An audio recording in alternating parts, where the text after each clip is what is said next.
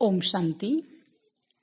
आज आहे 12/10/2025 ची अव्यक्तवाणी. रिवाईज तारीख आहे 17/3/2007. वाणीचं टायटल आहे श्रेष्ठ वृत्तीद्वारे शक्तिशाली व्हायब्रेशन आणि वायुमंडल बनविण्याचा तीव्र पुरुषार्थ करा. आशीर्वाद द्या आणि आशीर्वाद घ्या. श्रेष्ठ वृत्तीद्वारे शक्तिशाली व्हायब्रेशन आणि वायुमंडल बनविण्याचा तीव्र पुरुषार्थ करा. आशीर्वाद द्या आणि आशीर्वाद घ्या. आज प्रेम आणि शक्तीचे सागर बापदादा आपल्या स्नेही सिकिलध्या म्हणजे खूप खूप वर्षांनी भेटलेल्या लाडक्या मुलांना भेटण्यासाठी आले आहेत. सर्व मुले देखील दूर दूरहून प्रेमाच्या ओढीनं मिलन साजरे करण्यासाठी पोहोचली आहेत. भले मग सम्मुख बसले आहेत किंवा देश विदेशामध्ये बसून प्रेमाचे मिलन साजरे करत आहेत. बापदादा बघत आहेत. आजकाल तर प्रत्येक वर्गाच्या म्हणजे विंगच्या सुद्धा मीटिंग खूप होत आहेत. डबल फॉरेनर्सची सुद्धा मीटिंग बापदादांनी ऐकली. खूप छान वाटली. सर्व मीटिंग बापदादांपर्यंत तर पोहोचतात. तर बापदादा विचारत आहेत की याची डेट कधी फिक्स केली आहे? का ही डेट ड्रामा फिक्स करणार आहे की तुम्ही फिक्स करणार? कोण करणार? लक्ष तर तुम्हाला ठेवावेच लागेल आणि लक्ष खूप चांगल्यात चांगले खूप खूप छान ठेवले देखील आहे. आता फक्त जसे लक्ष ठेवले आहे त्यानुसार लक्षण यामध्ये अंतर आहे. जेव्हा लक्ष आणि लक्षण समान होतील तेव्हा लक्ष प्रॅक्टिकलमध्ये येईल. सर्व मुले जेव्हा अमृत वेलेला मिलन साजरे करतात आणि संकल्प करतात तर ते खूप चांगले करतात. बापदादांना हे खूप छान वाटतं. आता बाबा म्हणतात पुरुषार्थामध्ये एका गोष्टीची तीव्रता हवी आहे. पुरुषार्थ आहे परंतु तीव्र पुरुषार्थ हवा आहे. तीव्रतेची दृढता याची ॲडिशन म्हणजे जोड हवी आहे. बापदादांनी प्रत्येक मुलांप्रती हीच आशा आहे की समयानुसार प्रत्येकाने तीव्र पुरुषार्थी बनावे. भले नंबरवार जरी आहेत बापदादा जाणतात परंतु नंबरवारमध्ये देखील तीव्र पुरुषार्थ सदैव राहावा याची गरज आहे. काळ संपन्न होण्यामध्ये तीव्रतेने वाटचाल करत आहे. बाबा म्हणतात पुरुषार्थामध्ये पेपर तर खूप येतातच आणि येणारच आहेत परंतु तीव्र पुरुषार्थासाठी पेपरमध्ये पास होणे इतके निश्चित आहे की तीव्र पुरुषार्थी पेपरमध्ये पास झालेलाच आहे. होणार आहे नाही झालेलाच आहे हे निश्चित आहे. सेवा देखील सगळे खूप आवडीने करत आहेत परंतु बापदादांनी या अगोदर सुद्धा सांगितले आहे की वर्तमान वेळेनुसार एकाच वेळी मनसा वाचा आणि कर्मणा अर्थात चलन आणि चेहऱ्याद्वारे तिन्ही प्रकारची सेवा हवी. मनसाद्वारे अनुभव करविणे, वाणीद्वारे ज्ञानाच्या खजिन्याचा परिचय करवणे आणि चलन व चेहऱ्याद्वारे संपूर्ण योगी जीवनाच्या प्रॅक्टिकल रूपाचा अनुभव करविणे. तिन्ही सेवा एकाच वेळी करायच्या आहेत, वेगवेगळ्या नाहीत. वेळ कमी आहे आणि सेवा अजूनही खूप करायची आहे. बापदादांनी पाहिले आहे की सर्वात सोपे सेवेचे साधन आहे वृत्तीद्वारे व्हायब्रेशन बनवणे आणि व्हायब्रेशनद्वारे वायुमंडल बनवणे. कारण वृत्ती सर्वात वेगवान साधन आहे. जसे विज्ञानाचे रॉकेट फास्ट जाते तशी तुमची आत्मिक शुभ भावना शुभ कामनेची वृत्ती दृष्टीला आणि सृष्टीला बदलून टाकते. एका ठिकाणी बसून देखील वृत्तीद्वारे सेवा करू शकता. ऐकलेली गोष्ट तरी सुद्धा विसरली जाऊ शकते, परंतु जो वायुमंडलाचा अनुभव असतो तो विसरला जात नाही.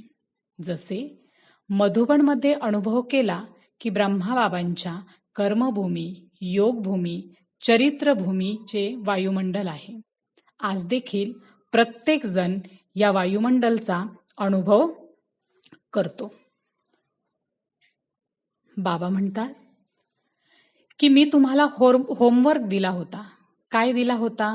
सर्वात सोपा पुरुषार्थ आहे, जो सगळे करू शकतात. माता देखील करू शकतात, वृद्ध देखील करू शकतात, युवा सुद्धा करू शकतात, मुले देखील करू शकतात. ती हीच विधी आहे. फक्त एक काम करा, कोणाच्याही संपर्कामध्ये याल, आशीर्वाद द्या आणि आशीर्वाद घ्या. भले तो शाप देत असेल, परंतु तुम्ही कोर्स काय करविता? निगेटिव्हला पॉझिटिव्ह मध्ये बदलण्याचा. तर स्वतःचा सुद्धा त्यावेळी कोर्स करवा. चॅलेंज काय आहे?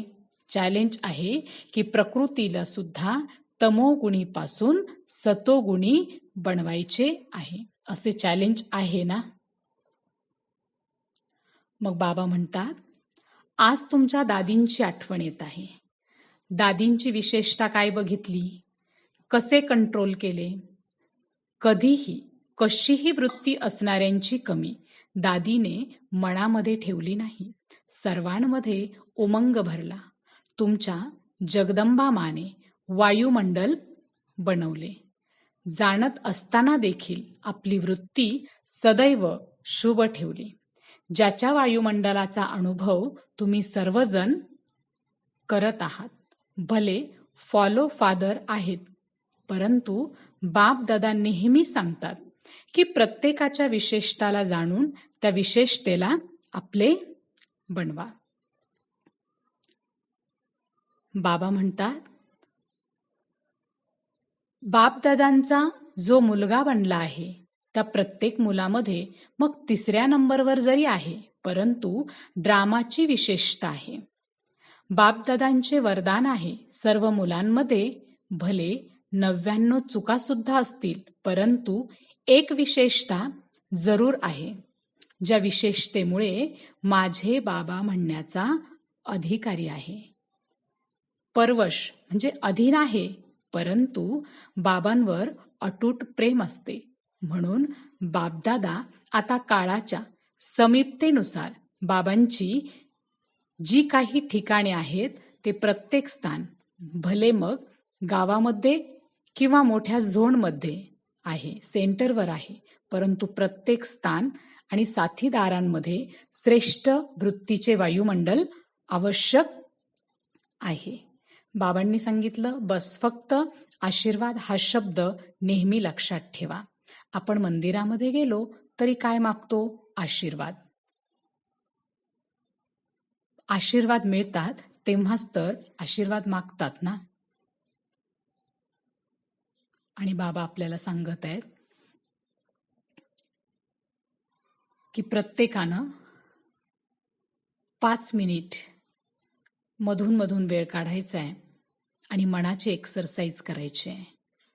हे बाबांनी आपल्याला डायरेक्शन दिलेलं आहे.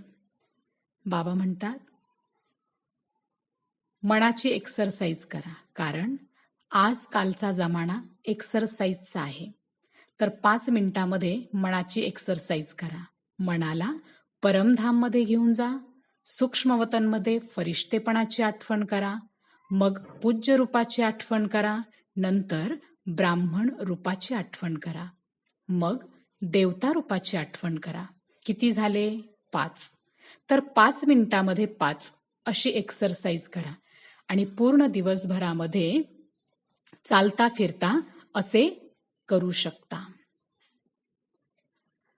अच्छा, चोहो बाजूच्या सदैव आपल्या वृत्तीने रूहानी शक्तिशाली वायुमंडल बनविणाऱ्या तीव्र पुरुषार्थी मुलांना सदैव आपल्या स्थान आणि स्थितीला शक्तिशाली व्हायब्रेशनमध्ये अनुभव करविणाऱ्या दृढ संकल्पवाल्या श्रेष्ठ आत्म्यांना सदैव आशीर्वाद देणाऱ्या आणि आशीर्वाद घेणाऱ्या दयाळू आत्म्यांना, सदैव स्वतःला उडत्या कलेचा अनुभव करणाऱ्या डबल लाईट आत्म्यांना बापदादांची प्रेमपूर्वक आठवण आणि नमस्ते. आजचं वरदान आहे, विशाल बुद्धीद्वारे संगठनच्या शक्तीला वाढविणारे सफलता स्वरूप भव. विशाल बुद्धीद्वारे संगठनच्या शक्तीला वाढविणारे सफलता स्वरूप भव. स्पष्टीकरण आहे, संगठनच्या शक्तीला वाढविणे हे ब्राह्मण जीवनाचे सर्वात श्रेष्ठ कार्य आहे. यासाठी जेव्हा कोणतीही गोष्ट मेजॉरिटी व्हेरीफाय करतात, तर जिथे मेजॉरिटी आहे तिथे मी हेच आहे संगठनाच्या शक्तीला वाढवणे. यामध्ये अशी बढाई दाखवू नका की माझा विचार तर खूप चांगला आहे, भले कितीही चांगला असेल, परंतु जिथे संगठन तुटते तिथे चांगले देखील साधारण होऊन जाईल. त्यावेळी आपल्या विचारांचा त्याग जरी करावा लागला तरी त्यामध्येच भाग्य आहे. असे केल्यानेच सफलता स्वरूप बनाल, समीप संबंधामध्ये याल. आजचा सुविचार आहे, सर्व प्रकारच्या सिद्धी प्राप्त करण्यासाठी मनाच्या एकाग्रतेला वाढवा. सर्व प्रकारच्या सिद्धी प्राप्त करण्यासाठी मनाच्या एकाग्रतेला वाढवा. अव्यक्त इशारा आहे, स्वयंप्रती आणि सर्वांप्रती मनसाद्वारे योगाच्या शक्तीचा प्रयोग करा. स्पष्टीकरण आहे, समयानुसार आता मनसा आणि वाचा सेवा एकत्र करा, परंतु वाचा सेवा सोपी आहे, मनसामध्ये अटेन्शन देण्याची गोष्ट आहे. त्यामुळे सर्व आत्म्यांप्रती मनसामध्ये शुभ भावना, शुभ कामनेचे संकल्प असावेत. तुमच्या शब्दांमध्ये मधुरता, संतुष्टता, सरळपणा यांची नवीनता असावी, तर सेवेमध्ये सहज सफलता मिळत राहील. अच्छा. ओम शांती.